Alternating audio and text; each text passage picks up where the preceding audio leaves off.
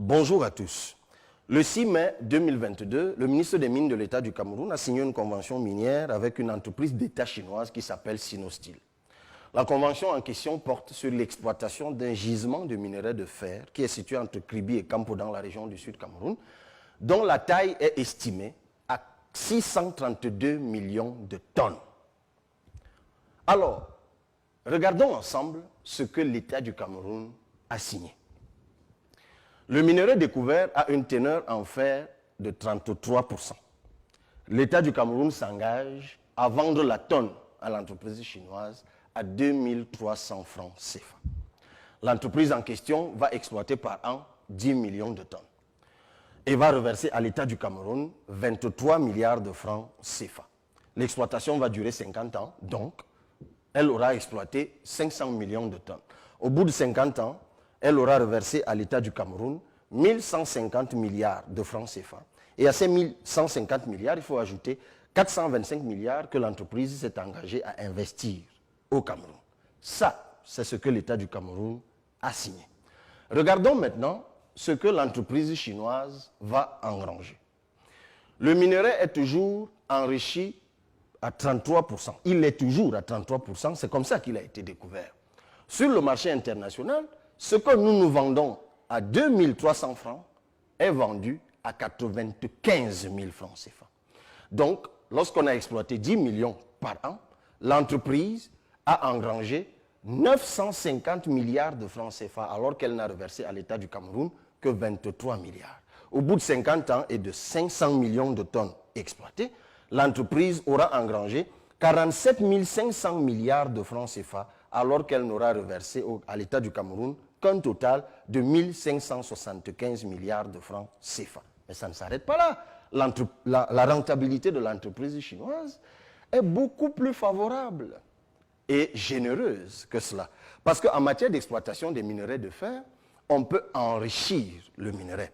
Et l'entreprise en question nous a dit que le minerai qui a une teneur en fer de 33% peut être enrichi jusqu'à 60%.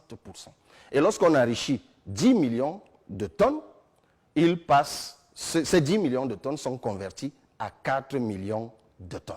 Donc, en fait, ce sera donc par an 4 millions de tonnes enrichies cette fois à 60%. Mais lorsque c'est enrichi à 60%, les cours changent. Désormais, ce n'est plus 95 000, mais c'est 1 500 000 francs CFA. Ce sont les cours actuels. Ça veut dire que ce que l'État du Cameroun a vendu à 2300 francs peut être vendu jusqu'à 1 500 000 francs CFA. Ça donne donc par an à l'entreprise chinoise, dans ce cas, 6 000 milliards de francs CFA. C'est-à-dire plus du budget de l'État du Cameroun actuellement par an. Mais bien plus encore, la dette camerounaise globalement aujourd'hui est estimée à plus de 11 000 milliards. Ça veut dire qu'avec les 6 000 milliards par an, au bout de 2, 3 ans, 4 ans, le Cameroun peut avoir épongé toute sa dette. Seulement avec le gisement de Kribi dont nous sommes en train de parler. Et ça va donc donner au bout de 50 ans, pour cette entreprise, 200 millions de tonnes exploitées et donc 300 000 milliards de francs CFA d'engranger. Ça veut dire qu'au bout de 50 ans, l'État du Cameroun aura gagné 1575 milliards. Si ce n'est vendu qu'à 33% de teneur en fer, l'entreprise chinoise gagne 47 500 milliards.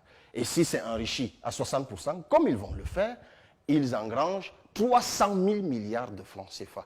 Observez le gap par vous-même.